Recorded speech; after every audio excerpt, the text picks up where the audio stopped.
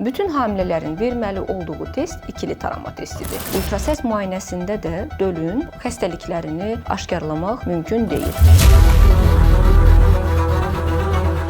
Bunlar dəqiq testlər deyil. Hamiləliyi vaxtında sonlandırmaq şansları olsun. Bugün ən çox pasientlərlə aramızda anlaşılmazlıq yaradan mövzulardan birini danışırıq. Yəni hamiləlik dövründə olan, hamiləlik müşahidəsində olan və həkimə gələn qadınlarla həkim arasında bu mövzuda bir çox hallarda mübahisə, anlaşılmazlıq düşür, hətta gətirib şikayət həddinə qədər çatdırır. Mövzu nədir? Mən bütün genetik testlərdən keçmişdim, ultrasəs müayinələrinə vaxtında gəlmişdim, amma uşağım 1 yaşında filan genetik xəstəliyə tutuldu, biz bunu niyə öncədən bilmədik və s. kimi suallar.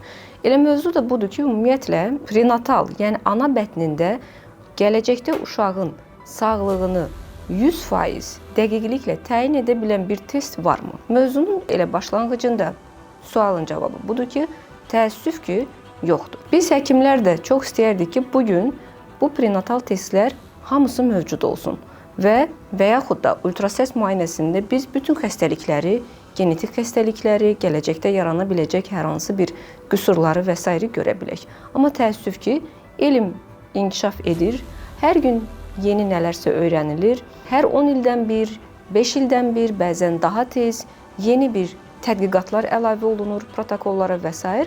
Amma bugün hal-hazırki dövrümüzdə ana bətnində uşağın sağlığını %100 təyin edəcək, zəmanət verəcək bir genetik testimiz, tədqiqat metodumuz yoxdur. Gəlirik ikili-üçlü tarama testlərinə, hansı ki bugün daha çox hamilələrə biz önəririk bunları, məsləhət görürük, xüsusən də ikili tarama testini.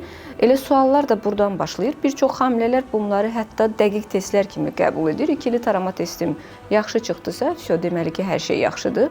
Ümumiyyətlə bu testlər dəqiq diaqnoz qoymur. İkili-üçlü tarama testləri riski hesablayır. Yəni bir genetik qüsur, hər hansı bir anomaliya riski nə qədərdir? Bunlar riski hesaplayan testlərdir. Müəyyən bir proqramla hamilə qadının qanında olan bəzi hormonlar, ultrasəs müayinə göstəriciləri hesablanır, onlar proqrama daxil edilir və risk səviyyəsi təyin edilir. Bunlar dəqiq testlər deyil. İkili tarama testi 3 xəstəliyin trisomi 13, 18, 21, üçlü tarama testi isə yenə də trisomi 18, 21 dölün sinir borusu qüsurları və sair xəstəliklərin riskini hesablayır. Bəs dəqiq testlər hansılardır? Döldə həqiqətən də xromosom anomaliyasının, genetik qüsurunun, hər hansı bir, tutaq ki, həyatla uzlaşmayan bir anormallığın olub-olmamasını bildirən testlər, bunlar bugün istifadə olunan NIPT testidir, amniosintezdir, Chorion-Willis biopsiya adlandırdığımız testlərdir ki, bu 3 yöntəmdən istifadə olunur. Bəs niyə biz bunları hamilələrə birbaşa tövsiyə etmirik? Hal-hazırda artıq dünyanın bir çox ölkələrində NIPT testi birbaşa tövsiyə edilir. Lakin bu bahalı bir test olduğuna görə, işləm çox maddi resurslar tələb etdiyinə görə, hələ protokollara tam olaraq bütün hamilələrə tövsiyə edin deyə daxil edilməyib. Bütün hamilələrin verməli olduğu test ikili tarama testidir. Yəni, sağlam, normal bir hamiləlik keçirir, anamnezində heç bir fəsad yoxdur, qohum evliliyi deyil, qadının yaşı 35-in 40-ın üzərində deyil, yəni risk qrupunda deyilsə, sadəcə onlara ikili tarama testini tövsiyə edirik. Amma əgər hamilə qadın risk qrupundadırsa, yəni öncədən tutaq ki, əvvəlki hamiləliklərində xəstə uşaqları doğulubsa, çoxsaylı düşüklər edibsə, bir neçə dəfə tutaq ki, uğursuz süni mayalanmalar edibsə, yaşı 35-in 40-ın üzərindədirsə, qohum evlilikdirsə, bunu xüsusi vurğulayıram və s. hallarda və yaxud da hamiləlik dövründə tutaq ki, kəskin ağır infeksiyon xəstəlik keçiribsə, hamiləliyə əks olan dərmanlar qəbul edibsə bilmədən və yaxud da bilərəkdən, bu hallarda biz döldə hər hansı bir inkişaf qüsurunun, xromosom patologiyalarının olub-olmamasını aşkarlamaq üçün belə hamilələrə birbaşa NIPT testi, amniosintez və yaxud da Chorion-Willis biopsiya adlandırdığımız genetik testləri tövsiyə edə bilərik. Yəni, sualın cavabı ki, NIPT testini bütün hamilələr verməlidirmi? Qeyd etdiyim kimi, xeyr, sadəcə risk qrupunda olan bütün hamilələrə NIPT testini önəririk. NIPT-dən başqa digər dəqiq genetik testlər varmı? Bayaq da biz amniosintez, Chorion-Willis biopsiya kimi genetik testlərin adını çəkdik. Ümumiyyətlə, bu testlərin bir-birindən fərqi nədir? NIPT testi ana qanında fetal DNA-nı tədqiq etməklə xromosom anomaliyalarının, xromosom pozğunluqlarının olub-olmamasını təyin edir. Yəni bu invaziv bir test deyil. Sadəcə hamilə qadın gedir, qan analizini verir və həmin onun qanında fetal hüceyrələr DNA tapılaraq tədqiq edilir ki, uşaqda hər hansı bir gələcəkdə tutaq ki, xromosom xəstəlikləri ola bilər yoxsa yox. Amma digər iki test, adını çəkdiyim amniosintez və xorionvillus biopsiya bugün daha çox istifadə olunan, bunlar birbaşa fetal hüceyrəni tədqiq edən, amniosintez dölyanı mayedən götürülən, xorionvillus biopsiya isə plasentadan götürülən analizlərdir və bunlar invaziv prosedurlardır. Yəni bunlar xüsusi iynələr vasitəsilə hamilə qadın gəlməlidir, tutaq ki, ginekoloq qəbuluna, ginekoloq bunu icra etməlidir, ultrasəs müayinə altında və s. bir qədər invaziv və riskli prosedurlardır. Amma dəqiqliyi baxımından NIPT testindən daha da üstün genetik analizlərdir. Amma yenə də dönə-dönə təkrar edirik ki, hətta bu qədər dəqiq genetik testlər belə bir çox, yəni gələcəkdə uşağın yarana biləcək xəstəliklərini 100% dəqiqliklə aşkarlaya bilmir. Xüsusən də çoxdöllü hamiləlik hallarında, xromosom mozaikası hallarında və s. mümkün olmur. Ümumiyyətlə isə hələ elm genetik xəstəlikləri, xromosom anomaliyalarını axıra qədər öyrənib bitirə bilməyib. Yəni bunların tədqiqat üsullarını axıra qədər öyrənə bilməyib. Amma öyrənilməkdədir. Mümkündür ki, məsəl üçün illər sonra artıq bugün aşkarlana bilməyən xromosom xəstəliklərini də tədqiq edən, aşkarlaya bilən genetik test metodları yaranacaq, meydana çıxacaq. Bəlkə də daha uzun illər sonra ümumiyyətlə 100% tam dəqiqliklə uşağın sağlığını bildirən genetik testlər mövcud olacaq. Amma hal-hazırda bugünkü günümüzdə mövcud deyil.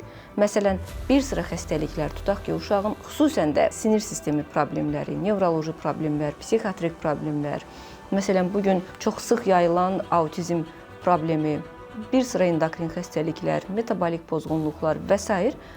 onların tanısı, diaqnozu öncədən ana bətnində qoyula bilmir. Və eyni zamanda bu ultrasəs müayinəsinə də aiddir. Yəni, ultrasəs müayinəsində də dölün tam olaraq xəstəliklərini, gələcəkdə yarana biləcək xromosom patologiyalarını aşkarlamaq mümkün deyil. Ona görə maksimum biz daha sıx rast gəlinən genetik xəstəlikləri vaxtında tədqiq etmək üçün həm ikili tarama testlərindən, həm ultrasəs müayinəsindən, həm də gərəkirsə dəqiq genetik testlərdən istifadə edirik. Təkcə genetik testin verilməsi kifayət deyil, təkcə ultrasəs müayinəsinin edilməsi də yenə də kifayət deyil. Ultrasəs müayinə və genetik testlər birlikdə daha sıx rast gəlinən xromosom xəstəliklərini öncədən bizə aşkarlamağa imkan verir. Hardasa bu dəqiqlik 85-95%-ə qədər yüksəlmiş ola bilir, amma 100% deyil. Ümumiyyətlə, genetik testlər və ana bətnində uşağın xromosom xəstəliklərinin aşkar edilməsi məsələləri 22-ci həftəyə qədər bitməlidir. İkili tarama testi 11-15-ci həftələr arasında verilir, üçlü tarama testi 15-20-ci həftələr arasında verilir. Bayaq qeyd etdiyim NIPT testi isə 8-ci həftədən başlayaraq ta ki 22-ci həftəsinə qədər verilə bilər. Həmçinin amniosintez, xorionvillus biopsiya, yəni plasentadan götürülən analizlər, bunlar da deməli 22-ci həftələrə qədər icra edilə bilər. Lakin 22-ci həftədə artıq bunların icra edib nəticələrini bilməmiz gərəkdir. Nə üçün? Çünki bu mövzunun ümumiyyətlə məqsədi nədir? Bu testlər edilir ki, ailə əgər uşağın həyatla bir araya sığmayan genetik qüsurları varsa və yaxud da ciddi genetik qüsurları varsa, o zaman hamiləliyi vaxtında sonlandırmaq şansları olsun. Yəni, tutaq ki, bunu gəlib 28-ci həftədə biləndə, 30-cu həftədə biləndə artıq bu həm ana üçün böyük bir stresdir, həm bu etik, mənəvi baxımdan doğru sayılmır. Böyük bir tibbi komissiyanın buna qərar verməsi gərəkir. Bəzən hətta qanun buna icazə vermir, əgər çox da ciddi bir genetik qüsur deyilsə və s. kimi hallar mövcuddur burada.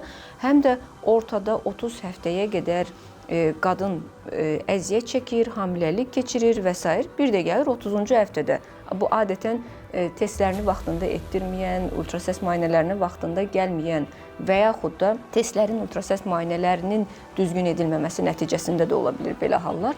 Gəlib irəli həftələrdə bu patologiyaları bilirlər və irəli həftələrdə də bunun edilməsi artıq bir qədər həm etik, həm mənəvi baxımdan dediyim kimi qadın üçün də psixoloji baxımdan ağırdır, çətindir. Ona görə bunun 22-ci həftələrə qədər artıq həll edilib, müayinə edilib qərar verilməsi gərəkir. Mövzumuz bu qədər. Yəni bu mövzudan sizə vermək istədiyimiz mesaj nədir?